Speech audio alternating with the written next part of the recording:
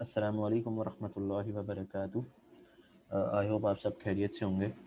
आज की इस वीडियो को बनाने का मकसद यह है कि लास्ट क्लास में हम लोगों ने आप लोगों से कोई वादा किया था रिगार्डिंग वेब स्क्रैपिंग, कि भाई वेब स्क्रैपिंग की एक प्रॉपर वीडियो अपलोड की जाएगी और एक जुपिटर नोटबुक की फ़ाइल भी अपलोड की जाएगी ताकि आप लोगों को वो जो कंटेंट है वो अच्छे तरीके से समझ आ जाए।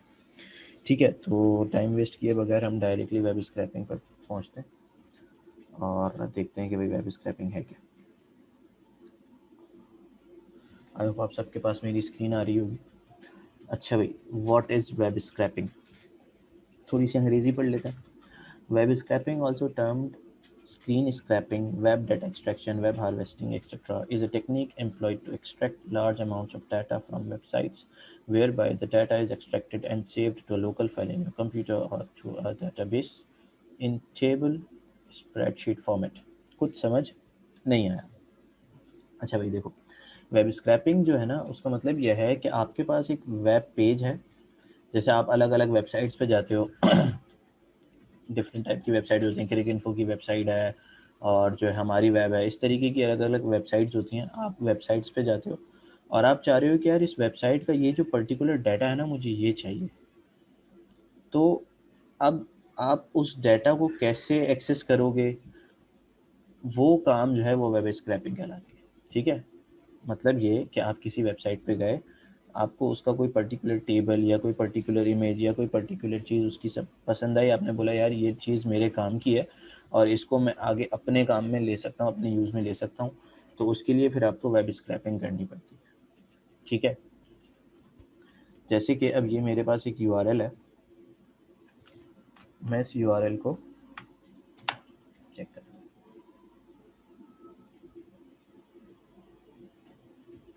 आप ये देख सकते हो, यहाँ पर हमारे पास एक वेबसाइट का लिंक मौजूद है जिसके ऊपर यहाँ पर मल्टीपल चीज़ें मौजूद हैं।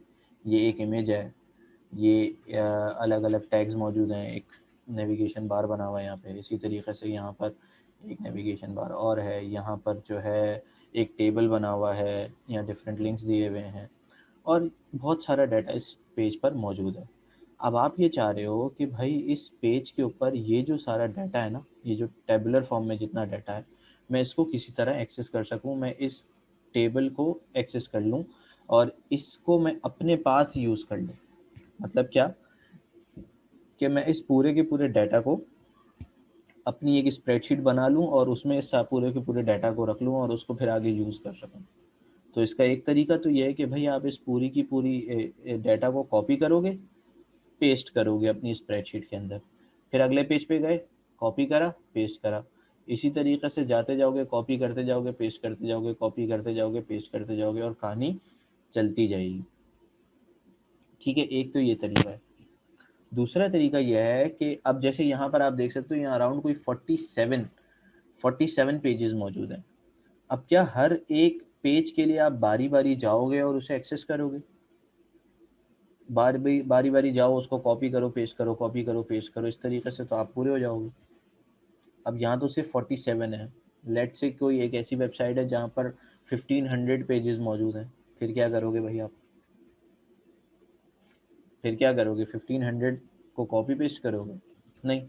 तो फिर हमें एक ऐसा टूल, एक ऐसा कोड चाहिए जो कि इस वेबसाइट पे जाए, इस पर्टिकुलर पेज पे जाए, इस पर्टिकुलर डाटा को कॉपी करे और फिर लाकर आपके पास आपको प्रोवाइड कर दे कि भाई अब जो करना है इसके साथ। ये चीज़ कहलाती है वेब स्क्रैपिंग। ठीक है। अच्छा, अब वेब स्क्रैपिंग होती क्या है, होती क्या है ये हमें समझ आ गया। अब करते कैसे हैं इसको देखते हैं।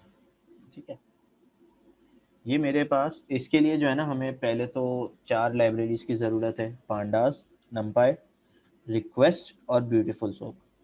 पांडास और नमपाई आपको पता है भाई क्या चीज़ है। ठीक है, रिक्वेस्ट जो है ना, ये वो लाइब्रेरी है जो कि सर्वर पे रिक्वेस्ट भेजती है या वेबसाइट पे रिक्वेस्ट भेजती है। अब वेबसाइट पे रिक्वेस्ट भेजना सही नहीं है, असल बोलना ये चाहिए कि भाई सर्वर पे रिक्वेस्ट भेजती है कि भाई मुझे ये पर्टिकुलर पेज जो है, ये पेज आप प्रोवाइड करो।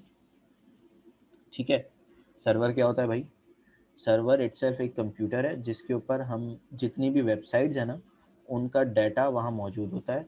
आपको अगर आपने कोई लेट से आपने कोई वेबसाइट बनाई है, तो आप उस वेबसाइट को लाइव करने के लिए कहाँ रखोगे? आपको उसको इंटरनेट पे रखना ज़रूरी है। तो इंटरनेट क्या है इटसेल्फ? 4 पीसीज़ को आपस में मिला दिया, ये आपस में उनका कम्युनिकेशन बन गया, ठीक है? उसी को कहते हैं एक तरीके का कनेक्शन। 4 पीसीज़ आपस में मिल गए, ये कम्युनिकेशन बन गया।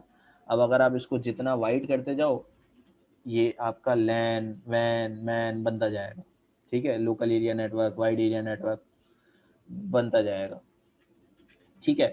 तो अब ऐसी सिचुएशंस में फिर हम अपने मशीन्स को तो कनेक्ट नहीं कर सकते। कोई एक ऐसा सेंटर पॉइंट हमारे पास होना चाहिए जहाँ पर हम सब का जितनी भी वेबसाइट्स हम बनाते हैं उनको किसी एक सेंटर पॉइंट पे रखें, ताकि हर अगला बंदा उन्हें एक्सेस कर सके। उसको सर्वर कहते हैं, ठीक है? वो जो सेंटर पॉइंट है उसको सर्वर कहा जाता है। तो उस सर्वर पर हमारी एक पर्टिकुलर वेबसाइट पड़ी हुई है और उस वेबसाइट पे हमें रिक्वेस्ट भेजनी है, ताकि हम उसका जितना डाटा है उसे एक्सेस कर सकें। उस वेबसाइट तक पहुंचना तो है ना हमें। अब जैसे आप ब्राउज़र पे बैठे हुए हो, आपने यहाँ के लिखा www.youtube.com या facebook.com या XYZ कुछ भी, तो ये तो आप ब्राउज़र पे कर रहे हो, लेकिन कोड तो ये चीज़ नहीं जानता। कोई एक ऐसी लाइब्रेरी की हमें ज़रूरत है जो कि ये कोड के थ्रू ये सारा काम कर दे। तो इसी के लिए फिर एक लाइब्रेरी है रिक्वेस्ट के नाम की। रिक्वेस्ट क्या करता है, वो जो भी आप यूआरएल इसमें पास करोगे वो उस यूआरएल का डाटा ला के दे देगा। अब यहाँ पे मैंने रिक्वेस्ट डॉट गेट किया हुआ है। 2-3 तरीके की रिक्वेस्ट होती हैं, गेट होती है, डॉट पोस्ट होती है, डॉट डिलीट होती है।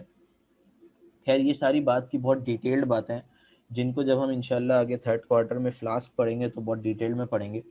सर्वर को भी बहुत अच्छे तरीके से पढ़ेंगे। आई नो अभी काफ़ी लोगों के ऊपर से बाउंसर गया होगा सर्वर, लेकिन बहुत डिटेल में पढ़ेंगे।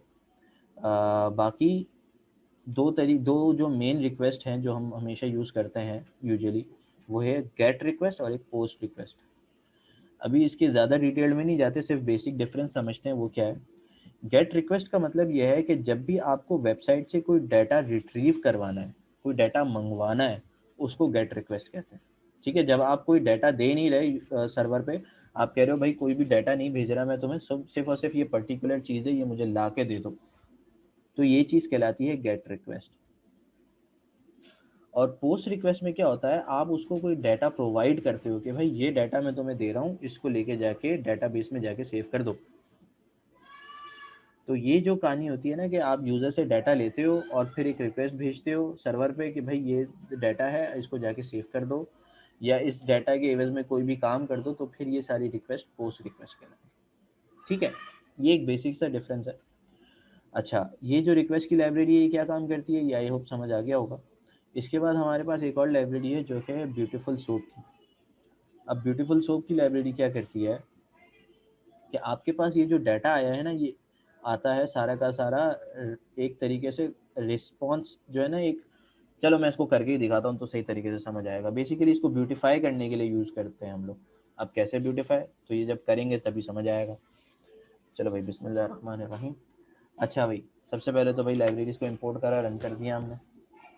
फिर आपको सबसे पहले तो उस वेबसाइट पे हिट करना है, उस वेबसाइट पे रिक्वेस्ट भेजनी है कि भाई जो डाटा इस लिंक के ऊपर जो भी डाटा मौजूद है वो सारा का सारा डाटा हमें प्रोवाइड कर दें। तो ये पहला स्टेप है। चलो भाई, ठीक है? अब देखते हैं कि ये रिस्पॉन्स आया क्या है। बेसिकली रिस्पॉन्स 200 का मतलब है कि भाई सक्सेसफुली हमारा डाटा हमें मिल चुका है। 2-3 रिक्वेस्ट, काफ़ी सारे वैसे तो ये रिस्पॉन्स कोड्स होते हैं, लेकिन 2-3 आप बेसिक समझ लेंगे भाई। 200 का मतलब ये है कि रिस्पॉन्स सक्सेसफुली डन कंप्लीट हो गया, जो आपने रिक्वेस्ट भेजी थी वो सक्सेसफुली कंप्लीट हो गई है, तो फिर 200 का रिस्पॉन्स कोड हमें मिलता है। बिल्कुल इसी तरीके से अगर 404 मिल रहा है तो इट मीन्स कि वो जो लिंक आपने एक्सेस करा है, जिस लिंक पे आपने रिक्वेस्ट भेजी है, वो लिंक वैलिड लिंक नहीं है, उस लिंक पर कुछ भी मौजूद नहीं। बिल्कुल इसी तरीके से 500, 400 और डिफरेंट टाइप के रिस्पॉन्स कोड्स होते हैं, ठीक है? तो रिस्पॉन्स क्योंकि 200 में मिला, इट मीन्स रिस्पॉन्स हमें सक्सेसफुली हमें अपना रिस्पॉन्स मिल चुका है।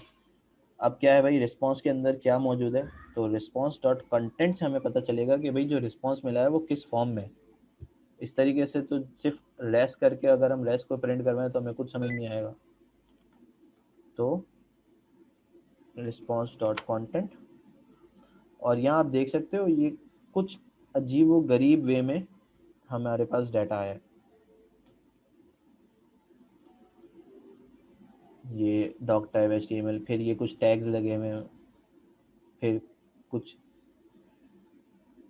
इनकोडिंग हुई हुई है, कुछ ये हमारी समझ से बाहर है। तो ऐसी सिचुएशन में इस डाटा को रीडेबल बनाने के लिए हम लोग इसको कन्वर्ट करते हैं इनटू HTML। ब्यूटीफुल सोप का काम ही यह है कि इस जो भी रिस्पॉन्स है ना, इसको ब्यूटीफाई कर दे, एक HTML फॉर्म में एक वैलिड पेज स्ट्रक्चर बना के दे दे हमें। ठीक है, तो इसको देखते हैं भैया।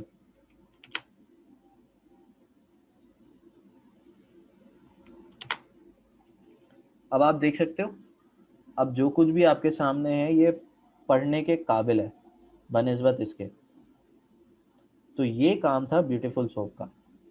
ब्यूटीफुल सोप ने क्या करा भाई, इस पेज को ब्यूटीफाई कर दिया ताकि अब इसके अंदर से हम चीज़ें फाइंड करना हमारे लिए आसान हो। अब यहाँ पर आप देख सकते हो डिफरेंट टाइप के टैग्स मौजूद हैं। ये बॉडी का टैग है, ये डिव का टैग है।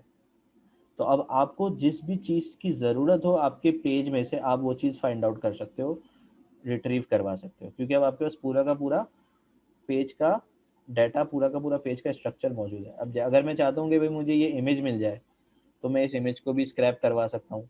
बिल्कुल इसी तरीके से मैं चाहता हूँ यार ये वाला इमेज का टैग मिल जाए, इसको एक स्क्रैप करवा सकता हूँ। मैं चाहता हूँ कि नहीं यार हेडर के टैग में जो कुछ है वो मिल जाए, वो स्क्रैप करवा सकते हैं।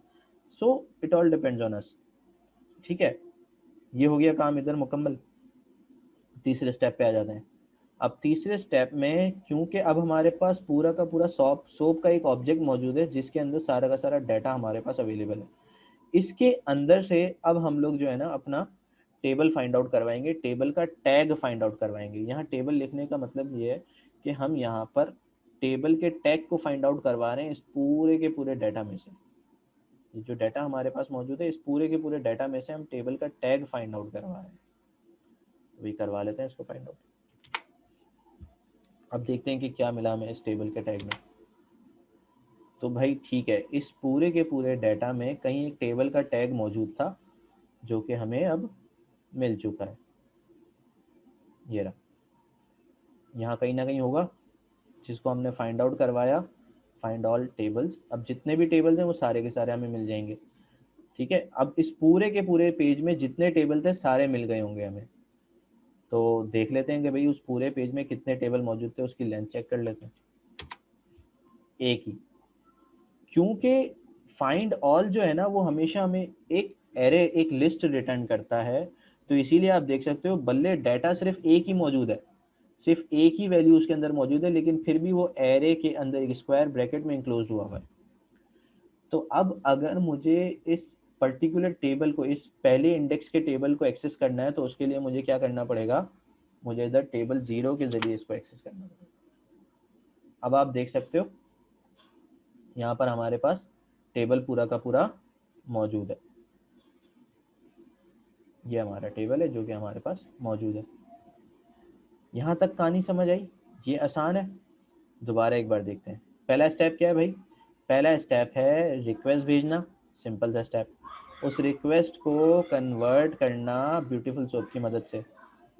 ठीक है, फिर उसके बाद उसके अंदर से टेबल जो भी चीज़ हमें चाहिए वो फाइंड आउट करवाना। मैं चाहता इधर से इमेज टैग को भी फाइंड आउट करवा सकता था, कोई मसले की बात नहीं। मैंने टेबल टैग फाइंड आउट करना था तो मैंने टेबल टैग फाइंड आउट करवा लिया। उसके बाद अब हम आगे जाएंगे ना, तो अब हमें उसको कन्वर्ट करवाना है एक ह्यूमन रीडेबल डाटा में। ये जो डाटा है ये भी टेबल की फॉर्म में ही है, लेकिन ये ना आप पढ़ सकते हो ना मैं सही तरीके से पढ़ सकता हूँ। बस ये समझ आ रहा है, हाँ ये बैंक नेम लिखा हुआ। लेकिन अब हमें इन सब चीज़ों की तो ज़रूरत नहीं है। तो इन सबको कन्वर्ट कैसे करें एक रीडेबल फॉर्म में, उसके लिए अब हम लोग यूज़ करेंगे पांडास का। और सिंपल सा है, data is equals to P D pandas dot read HTML। जिस तरीके से हमारे पास रीड CSV, रीड एक्सेल के मेथड्स हैं, बिल्कुल उसी तरीके से रीड HTML का भी मेथड मौजूद है पांडास में। हमने क्या करा भाई, simply pandas dot read HTML और उसके अंदर हमें जो है ना ये टेबल का जो पूरा ऑब्जेक्ट जो एक एरे की फॉर्म में हमें मिला है, हमें उसको in the form of string pass करना पड़ेगा, वरना ये काम नहीं करेगा। ठीक है, क्या पास करना पड़ेगा भाई, एक स्ट्रिंग फॉर्मेट में पास करना पड़ेगा, वरना ये काम नहीं करेगा। तो इसके लिए हम लोगों ने क्या करा, हमने सिंपली एक str लिखा, और क्योंकि str क्या करता है भाई, पार्सिंग करता है। अब ये टेबल के जो भी फॉर्मेट है इस एरे को इस एक स्ट्रिंग फॉर्मेट में पार्स कर देगा, और अब चलाओ इसे। ठीक है, अब देखते हैं कि हमें डाटा क्या मिला है। अब आप देख सकते हो, अब उसने वो सारी की सारी फालतू चीज़ें हटा के हमें एक रीडेबल फॉर्म में एक एरे प्रोवाइड कर दिया।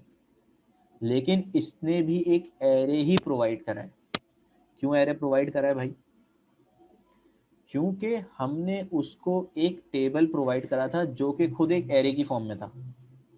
ऐसा ही है, जो कि खुद एक एरे की फॉर्म में था, जो टेबल हमने इसको प्रोवाइड करा था। अगर आप यहाँ देखो तो ये एक एरे की फॉर्म में है टेबल। तो इसीलिए जब हमने इसको इधर पास करा, तब भी उसने उसको एक एरे की फॉर्म में ही रीड करा, और एरे की फॉर्म में उसने हमें आउटपुट भी प्रोवाइड कर दिया। ठीक है, तो अब अगर मैं चाहता हूँ कि यार इसके अंदर से इसको एक प्रॉपर डाटा फ्रेम बना दिया जाए, तो भाई डाटा फ्रेम तो बनाया हुआ है उसने, लेकिन क्योंकि वो एक एरे की फॉर्म में है, इसलिए हमें नज़र नहीं आ रहा। तो जिस तरीके से हमने टेबल में से पहला टेबल फाइंड आउट करा था टेबल के एरे में से, बिल्कुल उसी तरीके से अगर मैं, क्योंकि इसने जितने टेबल्स मिले थे उसने उन सब का एक एरे बना के दे दिया है ना, तो अगर इसमें से भी मैं पहला फाइंड आउट कर दूं,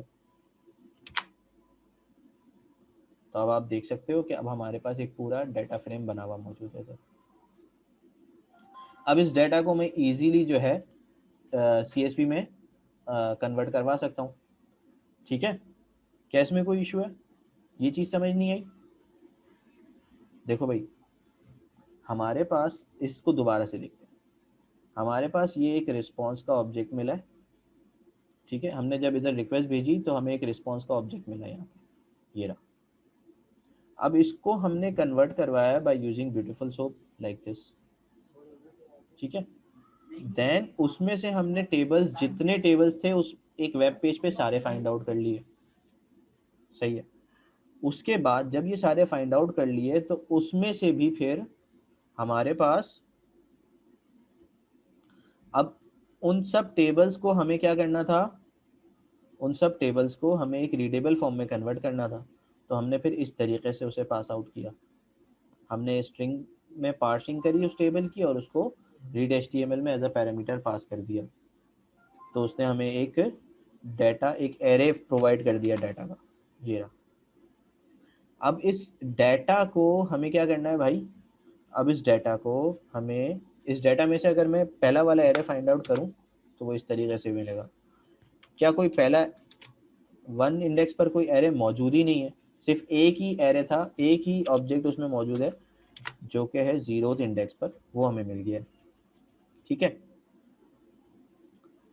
अब मैं चाहता हूं कि भाई इस डाटा को मैं CSV में कन्वर्ट करूं, तो क्या फॉर्मेट होता है भाई, .to CSV, नाम दे दो।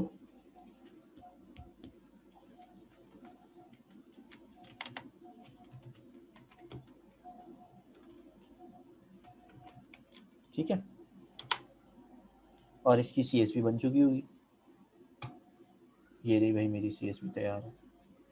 ठीक है, तो आई होप थोड़ा सा मुश्किल लगा होगा, लेकिन थोड़ी सी प्रैक्टिस करेंगे तो ये बहुत आसान है। और आप लोगों के लिए ये नोटबुक मैं शेयर कर दूंगा, इसमें ही आप लोगों को एक प्रैक्टिस URL दिया हुआ है। इसमें आप लोगों का जो भी रोल नंबर है, उस रोल नंबर के जो इंटीजर डिजिट्स हैं आप लोगों ने वो यूज़ करने हैं, लाइक 174 या जो है 058, इस तरीके से आप लोगों ने अपना रोल नंबर यहाँ पे यूज़ करना है इस वेबसाइट पर। ठीक है, इसका URL इस तरीके से बनेगा, और इस पर आप लोगों ने डाटा इसको स्क्रैप करके देखना है। ठीक है, मैं ये वेबसाइट एक बार खोल के दिखा देता हूँ। लेट्स से 174, तो ये वेबसाइट पे यहाँ पर ये वाला टेबल है, ये भी एक टेबुलर फॉर्म में डाटा है, आपको ये वाला टेबल पूरा का पूरा स्क्रैप करना है। ठीक है, ये नीचे वाला टेबल नहीं, आप लोगों ने सिर्फ और सिर्फ अभी ये पहला वाला टेबल जो ऊपर है इसको स्क्रैप करके दिखाना है। ये आप सबका टास्क है।